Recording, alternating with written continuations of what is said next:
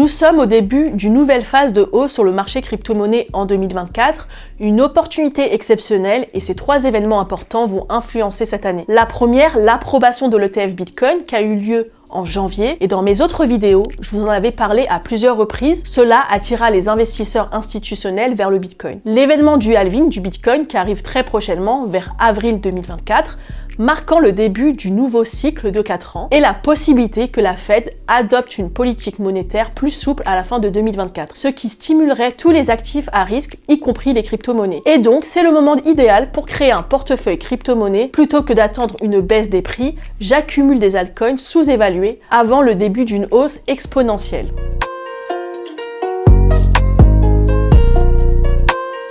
Nous passons directement à l'écran et j'ai préparé un fichier pour vous montrer quel type de crypto-monnaies sont à inclure dans un portefeuille en fonction de votre profil d'investisseur que vous devez préalablement définir selon des critères précis. L'objectif de cette vidéo n'est pas de divulguer le montant investi, mais plutôt de partager le prix d'acquisition de chaque crypto-monnaie que j'ai acheté afin de vous donner une perspective et de vous expliquer pourquoi je suis optimiste. Petit disclaimer avant de commencer, ce portefeuille ne constitue pas mon portefeuille global. J'ai d'autres cryptos en portefeuille, mais je préfère éviter de vous les présenter car soit c'est des cryptos court moyen terme ou bien des cryptos du type Avax ou Atom qui ne sont pas nécessaires à vous les présenter. Et pour obtenir ce fichier si ça t'intéresse, il vous suffit de vous abonner à ma newsletter qui est 100% gratuite. Le lien sera disponible dans la barre d'informations, alors n'hésite pas. Pourquoi ne pas vous montrer comment utiliser ce fichier avec une démonstration ? Commençons par les 2 principales crypto-monnaies que je vous présente, le Bitcoin et l'Ethereum. Le Bitcoin nous a agréablement surpris avec sa récente ascension passant de 15 000 à 52 000 $. Cette montée a bénéficié à tout le marché et c'est seulement le début. Elle a entraîné le reste du marché avec elle, les investisseurs sont optimistes et j'ai hâte de voir le Bitcoin atteindre un nouveau sommet historique. Pour faire simple, j'ai déjà pré-rempli le fichier pour éviter de perdre du temps. Bien évidemment pour le Bitcoin, le niveau de risque est faible, donc en prix moyen j'ai acquis du Bitcoin autour des 19 000 $. Ici, je t'ai juste mis un exemple. Si tu mets ta quantité et ton montant investi, tout se calcule automatiquement. Donc ça, ces colonnes, on va juste les cacher parce qu'elles ne nous servent pas à grand chose pour cette vidéo. Ensuite, en termes de prix actuel, du coup, on tourne autour des 52 000 $. Alors, pour le prix actuel, si tu souhaites, je vais te mettre un mode opératoire ici. Si tu as beaucoup de crypto-monnaies, comme ça, automatiquement, les prix vont se mettre à jour. Maintenant, si tu en as 2 ou 3, tu peux les mettre à jour manuellement, ça ira plus vite. Donc voilà, mais pour la vidéo, je les ai mis manuellement pour qu'on puisse en discuter. Ensuite, pour l'ATH, donc il nous reste 25% avant d'atteindre l'ATH du Bitcoin. Donc pour moi, ça se fera autour du halving. On aura 2 phases. Donc on aura le seuil psychologique des 100 000 $, suivi d'une hausse pour atteindre un nouveau sommet historique. Donc l'ATH autour du halving et ensuite une autre hausse, mais vraiment spectaculaire. Donc c'est pour ça qu'en termes de potentiel, j'ai fait un x10 sur mon prix d'acquisition et non sur le prix actuel, ce qui nous amène à 190 000 pour un Bitcoin. Toi, dis-moi ce que tu en penses en commentaire, ça m'intéresserait de savoir quelle est ton estimation pour un Bitcoin avant le début du bear market. Passons à Ethereum, qui est une plateforme de blockchain leader grâce à ses fonctionnalités avancées comme les contrats intelligents et les applications décentralisées. Donc son jeton natif permet de payer les frais de transaction et sécuriser le réseau via le stacking, offrant ainsi des récompenses. Alors c'est la 2e capitalisation boursière, donc c'est un risque relativement faible comparé à d'autres crypto-monnaies. Le prix actuel aujourd'hui, un Ethereum s'échange autour des 2 700 $, donc je suis en profit. Donc il faut 78% pour atteindre son ATH. Et en termes de potentiel, j'ai mis un x5 minimum parce que je pense que le prix n'atteindra pas les 20 000 $ comme tout le monde le prétend.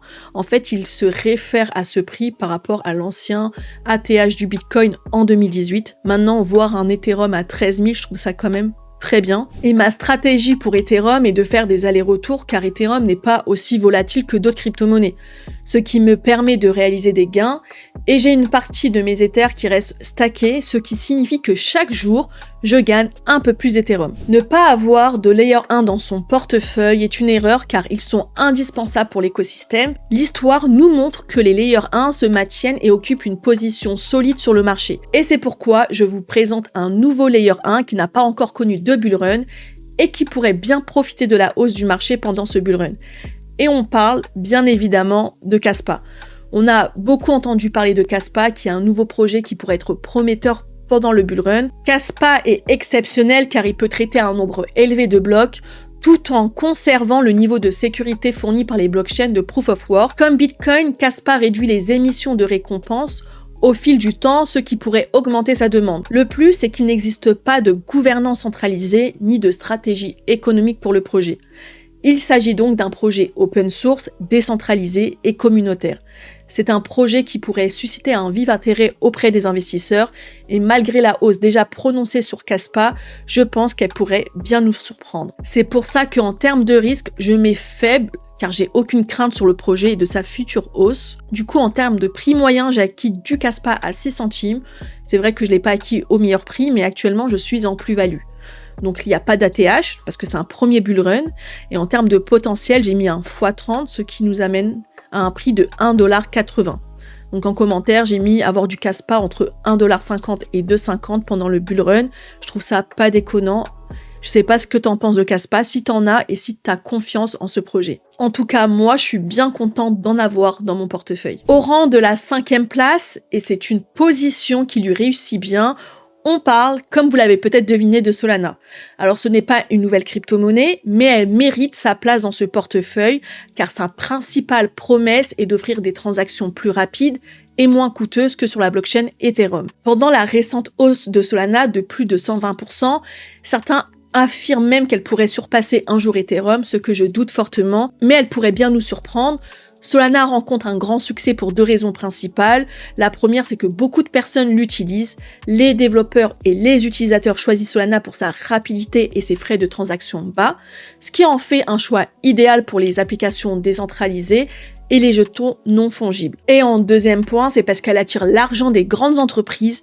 Les investisseurs institutionnels et les grandes entreprises financières investissent dans Solana en raison de ses performances et de son potentiel d'innovation technologique. Je suis très optimiste pour l'avenir de Solana, malgré ses pannes de réseau qui restent occasionnelles, mais qui fait beaucoup de bruit dans l'écosystème. Elle reste néanmoins solide. Pendant ce marché baissier, nous avons vu son prix atteindre 8$ et à ce moment-là, certains prévoyaient sa chute, mais elle s'est bien redressée et semble plus robuste qu'auparavant. Et je n'ai aucun doute que Solana atteindra à nouveau son ATH et bien plus encore. Du coup, en termes de risque, vous l'avez deviné, on va mettre faible.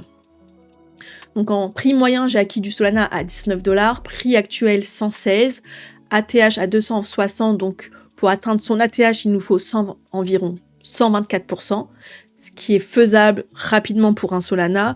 En termes de potentiel, j'ai mis x20 sur mon prix d'acquisition, attention, et du coup, en estimation de prix, pour moi, on ira toucher les 300, les 500$. Donc en commentaire, j'avais mis blockchain solide, ATH sera atteint pendant le bull run, où on ira toucher un sommet historique, elle ira peut-être se placer derrière Ethereum. Donc ça après, c'est juste mon avis. Toi, dis-moi ce que t'en penses, mais je suis confiant pour Solana. Et la dernière crypto-monnaie de ce layer 1, je te la dévoile tout de suite. On parle de C. La blockchain qui pourrait bien nous surprendre pendant le bull run, et sans doute pour moi, c'est Network. Alors, C Network est une blockchain décentralisée basée sur la preuve d'enjeu, Proof of Stake en anglais, et possède sa propre crypto-monnaie, le C. Il y a un nombre maximum de 10 milliards de CC qui peuvent être créés et la plupart d'entre eux sont réservés pour être partagés avec la communauté et pour financer des projets qui utilisent ces networks. Ces networks est conçu pour être compatible avec les plus grands échanges décentralisés mondiaux, les DEX, en offrant une scalabilité améliorée pour les transactions plus rapides et fiables. La blockchain C est spécialement élaborée pour répondre aux défis de scalabilité et de fiabilité. Vous savez, il y a d'autres systèmes comme Ethereum ou Solana, mais c'est parce qu'ils ne sont pas assez rapides pour prendre en charge ces gros échanges, surtout lorsque beaucoup de gens les utilisent en même temps. C'est pourquoi ils ont créé C-Network, une solution spécialisée qui est comme un super-héros des DEX, rapide et fiable. C'est pourquoi je l'ai mis dans ce portefeuille. En termes de risque, on va pas être aussi optimiste, on va mettre moyen. En prix actuel, on est à 96 centimes, on a déjà atteint les 1$, et je doute pas qu'on va les re-atteindre pour aller encore plus haut. Mon prix moyen est de 32, donc j'ai fait un x3, on n'a pas d'ATH, et du coup j'ai mis un x50 en potentiel, ce qui nous amène à un prix de 16$. Après un layer 1, logiquement, ce qui vient après, c'est un layer 2. Je fais juste un petit rappel de la distinction entre un layer 1 et un layer 2. Donc un layer 1 est comme le sol de base d'une blockchain où sont fixées les règles et la sécurité. C'est là que tout commence. Un layer 2, en revanche, c'est comme une couche supplémentaire ajoutée au-dessus d'un layer 1 pour améliorer la rapidité et réduire les coûts des transactions. C'est comme si c'était une amélioration pour rendre le système plus rapide et plus efficace sans changer les règles de base. Et avec cette explication très short, parlons de Polygon. Polygon se démarque grâce à une tokenomie solide qui a émergé avant celle de ses concurrents. Actuellement, 92% des 10 milliards de tokens prévus sont déjà en circulation, ce qui signifie qu'il y a moins de tokens disponibles à la vente sur le marché. Polygon excelle grâce à sa technologie avancée, son adoption par des protocoles majeurs et une tokenomie robuste et une pression de vente limitée. Tout cela en fait une option attrayante pour les investisseurs recherchant des solutions de layer 2 fiables. Bien sûr qu'il y a d'autres layers 2 aussi intéressants que Polygon, mais pour moi, elle est loin d'être l'une des meilleures avec ses nombreux partenariats.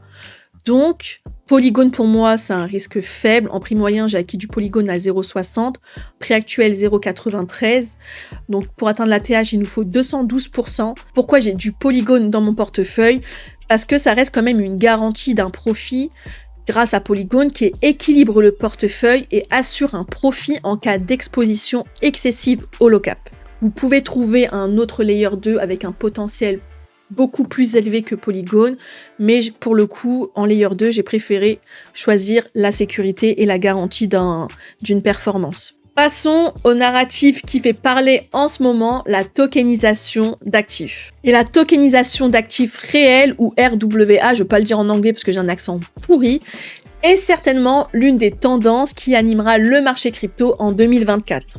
La tokenisation est un des cas d'utilisation de la technologie blockchain qui est en train de progresser massivement dans l'industrie, donc en avoir dans son portefeuille est essentiel. Et on commence par Centrifuge. Alors, Centrifuge est un protocole de prêt au sein de la finance décentralisée avec pour objectif de faciliter l'accès au crédit pour les petites entreprises. Il offre également aux investisseurs un rendement stable en rendant les liquidités groupées accessibles au secteur financier traditionnel. Ce qui est intéressant avec Centrifuge, c'est qu'il cherche à combiner les avantages de la DeFi avec la possibilité d'apporter des solutions de crédit aux petites entreprises, tout en créant des opportunités de rendement stable pour les investisseurs. En termes de risque, je mettrais élevé car on n'a pas d'antécédent et c'est un nouveau narratif, donc la tendance peut vite passer et c'est un secteur qui n'a pas encore fait ses preuves, donc difficile de se positionner. En prix moyen, j'ai acquis du Centrifuge à 0,50, prix actuel 0,66, donc je suis en profit. Donc l'ATH était de 2,12 $, mais Centrifuge, il y a eu un mauvais timing parce qu'en fait, ils ont lancé la crypto tardivement pendant le précédent bull run. Donc ce qui a fait que l'ATH n'a pas été aussi élevé et c'est vrai que ce secteur n'était pas aussi connu qu'aujourd'hui. En termes de potentiel, je mets x20, ce qui nous amène à un Centrifuge en plein bull run à 10 $. Et du coup, c'est vrai que c'est un peu risqué de se lancer dans ce genre de secteur parce qu'il y a beaucoup de concurrence et parce que, comme je l'ai expliqué, il n'y a pas d'antécédent. Donc, c'est vrai que c'est dur de se positionner, mais c'est un risque que j'accepte de prendre. Et du coup, pour la deuxième crypto-monnaie de ce secteur, on va parler de Nxera. Alliance Block Nxera se positionne comme un pionnier dans la création de connexions fluides entre la finance traditionnelle et la finance décentralisée. En tant que fournisseur d'infrastructures, Alliance Block Nxera vise à façonner le marché décentralisé tokenisé de demain. Il offre aux entreprises des solutions pour émettre, gérer et échanger de manière conforme des actifs numériques tokenisés, y compris des actifs du monde réel. Le risque est que ce narratif puisse rapidement perdre son succès, ce qui pourrait entraîner un désintérêt pour ces crypto-monnaies. Ça reste l'un de mes projets préférés de ce secteur et on vient tout juste de commencer une hausse, donc il y a beaucoup de potentiel. Pour l'instant, je prévois un x50 en termes de valorisation, mais je pourrais ajuster cette estimation à la hausse dans les mois à venir, car elle mérite d'atteindre des sommets encore plus élevés. En termes de risque, pareil que Centrifuge, ça reste du élevé. Mon prix moyen 0,05, prix actuel 0,13. Donc je suis en profit, pas d'ATH, premier bull run. Et donc en commentaire, en attente de la réaction du marché, le train vient tout juste de partir. Et en attendant la réaction du marché, on passe au secteur suivant qui est le gaming. Pour ce portefeuille, je vous présente 2 crypto-monnaies, un low cap et un qui a déjà fait parler de lui. On parle de Myria et de Gala Game. Alors Myria et Gala Game, donc pour la spéculation, je mise sur Myria car je suis convaincue qu'elle suivra le même chemin que Gala Game qui a réalisé des profits extraordinaires pendant l'ancien bull run. Je vous montrerai le graphique pour illustrer mes propos. En ce qui concerne les crypto-monnaies liées au gaming, nous sommes encore loin d'une adoption généralisée par les projets crypto. En réalité, aucun jeu sur aucune plateforme ne me donne envie de jouer pour le moment, principalement car la plupart sont encore en cours de développement, voire même en version bêta. Mais cela ne signifie pas que les cryptos liés au gaming n'ont aucun potentiel, au contraire. Il faut simplement du temps et je ne doute pas que nous verrons émerger des projets solides à l'avenir. Actuellement, la plupart des jeux sont des play to earn, mais certains finissent par être des arnaques. Du coup, si on repasse sur l'écran, en termes de risque pour Myria, bien évidemment que je mettrai élevé, mon prix moyen 0,003. En prix actuel, on a atteint les 1 centime et bien plus, parce que j'ai regardé tout à l'heure, donc on a dépassé les 1 centime. L'ATH, il n'y en a pas parce que c'est un premier bull run. En potentiel pour un low cap, un x100 est envisageable, donc atteindre les 0,30 centimes, c'est envisageable. Donc là, vraiment en commentaire, purement de la spéculation, rien de plus, en attente d'une nouveauté. Comme je l'ai expliqué, pour moi, Myria pourrait être le copier-coller de Gala Game, de ce qu'il a fait pendant l'ancien bull run. Du coup, Gala Game, plutôt de mettre élevé, ça sera du moyen, parce qu'on le connaît déjà. Prix moyen 0,01 centime et demi. Prix actuel 2 centimes 7. En ATH, donc on a atteint les 80. Donc l'ATH, il nous faut un x28 pour atteindre l'ATH pour Gala Game. Et en potentiel, par rapport à mon prix moyen, je mets x20. Donc en estimation, ça nous amène à 0,30. Alors, j'ai 2 cas, j'ai 2 scénarios pour Gala Game. Si on atteint la TH, on pourra atteindre un plus haut historique à 1,50$ max. Sinon, 30 centimes pour moi reste un bon target pour Gala Game, qui a déjà connu un bull run. Passons au 6e secteur, les meme coins. Même si certains meme coins n'ont pas réellement d'utilité dans l'écosystème, beaucoup de gens parient sur eux pour gagner de l'argent. C'est pourquoi il peut être intéressant d'en avoir dans son portefeuille. J'aimerais vous présenter une crypto-monnaie que je prévois de conserver plus longtemps en espérant qu'elle connaisse un succès similaire à celui des crypto-monnaies BRC20 par le passé. Il s'agit de Doji. Donc c'est la première crypto-monnaie à être listée avec la technologie DRC20, l'équivalent du BRC20 sur la blockchain Dogecoin. Concernant une prédiction sur ce genre de crypto-monnaie, c'est difficile car la hausse n'a aucune logique ni fondement. Donc soyez prudents dans vos achats, car en cherchant la prochaine pépite memecoin, vous pourriez tomber sur l'un des nombreux scams. Si on passe sur l'écran, du coup, en termes de risque, bien évidemment que ça reste du élevé. Là, par contre, je suis en perte, donc j'ai acheté du Doji pour 2,90 en prix moyen, et en prix actuel, on est à 1,90$. Donc pas d'ATH. En potentiel, j'ai mis un x10, ce qui nous amène à un Doji à 29$. Donc vraiment, là, c'est que de la spéculation. Donc là, je suis en perte, mais je n'ai pas réellement peur parce qu'on n'est pas en plein bull run. Après, j'ai pas énormément non plus de Doji. Donc en commentaire, en espérant le même succès que Ordi sur BRC20, Doji égale crypto numéro 1 à avoir été listé avec la technologie DRC20. Si vous avez suivi Ordi, il y en a qui ont pu avoir du Ordi à moins de 1$ et aujourd'hui, on est aux alentours des 70$. Donc cette hausse spectaculaire, j'espère l'avoir sur Doji, on verra bien. Mais ça reste de la spéculation, donc faites vos propres recherches avant d'acheter ce genre de crypto-monnaie. L'intelligence artificielle et la big data sont des secteurs porteurs, même en dehors de la crypto-monnaie. Les sociétés technologiques dans ce domaine ont une bonne valorisation, comme en témoigne l'action de Nvidia cotée sur le Nasdaq. Nvidia est un fournisseur dominant de matériel et de logiciels d'intelligence artificielle. Sa gamme professionnelle de GPU est largement utilisée partout. Je vous mets à l'écran une image du cours et de l'explosion de Nvidia. Vous pourrez juger par vous-même que c'est un secteur où la tendance est présente et ne semble pas s'arrêter aussitôt. En ce qui concerne les crypto-monnaies, on retrouve souvent une situation similaire avec des projets comme Render Network. Du coup, Render Network révolutionne la création numérique en tant que fournisseur décentralisé de GPU, connectant ceux qui ont besoin de travaux de rendu avec des capacités de traitement GPU. C'est un secteur qui ne manquera pas d'intérêt et donc je mise sur ce secteur. Je ne vendrai aucun jeton avant que l'euphorie du bull run arrive. Son potentiel est juste énorme.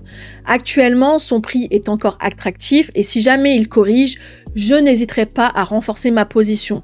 Sur mon prix moyen, on est à 2,40$ et son prix actuel, on a dépassé les 5$, donc ça me fait un plus x2. Et sur mon prix d'acquisition, je prévois un x10 minimum. D'ici quelques mois, on fera un update. J'ajusterai sûrement cette target parce qu'un render network peut aller beaucoup plus haut. Un low cap qui suscite des discussions mitigées en raison de sa tokenomie. Après une longue période d'accumulation, il est temps pour Verasity de décoller. Verasity est une plateforme blockchain dédiée aux jeux vidéo et au divertissement vidéo. Elle permet une connexion directe entre les joueurs, les influenceurs, les créateurs de contenu et les marques, sans passer par des plateformes tierces telles que YouTube ou Twitch. En ce qui concerne le bull run, j'espère voir un Verasity atteindre son ATH de 8 centimes. Cette crypto n'était pas aussi discutée à l'époque qu'aujourd'hui, donc un prix compris entre 20 et 40 centimes est envisageable étant donné la tendance actuelle. En termes de risque, ça reste quand même du risque élevé. J'ai acquis du Vera pour un prix moyen de 0,004. Actuellement, le prix tourne autour des 0,07, donc je suis en profit. En termes de potentiel, j'ai mis un x50, voire un prix entre 20 et 40 centimes est envisageable étant donné la tendance actuelle. Passons au prochain secteur, les exchanges. Le précédent bull run a montré une tendance autour des tokens liés aux exchanges, avec notamment l'envolée du prix de la crypto-monnaie native de Binance et de d'autres plateformes. Des comparaisons entre le CRO et le Binance Coin ont été faites. Beaucoup pensaient que le CRO connaîtrait le même succès que le Binance Coin, mais ça n'a pas été le cas. Le CRO de la plateforme crypto.com avait beaucoup d'avantages, mais maintenant il y en a beaucoup moins. Par exemple, le taux de stacking est passé de 20% à 4,5% sur le CRO. La restriction de l'accès gratuit au CRO pourrait potentiellement augmenter la demande, surtout lors des événements liés à FTX où la solidité de la plateforme a été prouvée. D'autres crypto-monnaies associées à des plateformes d'échange comme le BGB de Bitgate ou le KCS de KuCoin pourrait également profiter de cette hausse. Le BGB de Bitgate a atteint les 1$, donc ça montre aussi que les investisseurs n'ont pas délaissé cette tendance. En termes de risque, je mettrais faible parce que la plateforme nous a montré sa solidité. En prix moyen, j'ai acquis du CRO à 10 centimes, prix actuel 0,09, je suis en légère perte. L'ATH était de 80 centimes. En termes de potentiel, j'ai mis un x10 minimum.